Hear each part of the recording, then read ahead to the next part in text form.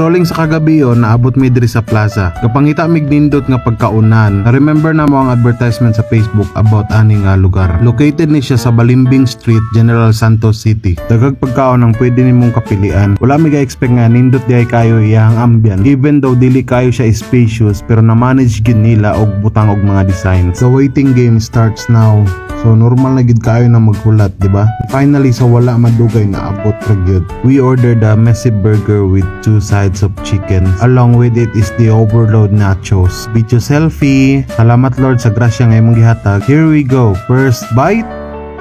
Oh, di ba? Image that you can hear. Shout out ko sa mga food vlogger diha nga nanambok na lang og kinaon. Sa tinuod lang kadayet gid mi sa akong asawa. Pero syempre na dyan mi cheat day. Usa ka adlaw sa usa ka semana. Pero 7 times a week. O di ba? Ay nako ila-dilara ng mga kuan diha ga diet kunuhay. Cheat day turns to cheat months, turns to cheat year. Hantod sa wala na gitarong yun nga diet. I've been there pero puhon maning kamot yun mi. Nga dili na mi mag-diet.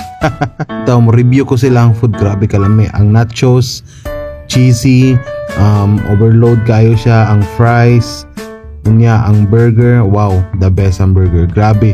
Kung makakaon ka, literally message kayo siya. Na-enjoy mi sa food overall. Diri mo magpuyo sa General Santos City, daghan gid kayo kag options. So wala na dugay, mao na gini ang aftermath sa moang kaon. Barato ra kayo ilang mga food streets, wak kayo sa mga estudyante. Going home na mi kay medyo late na gid sa kagabi yon. Anyway, samping mo tanan. Bye, peace out. Tisoy.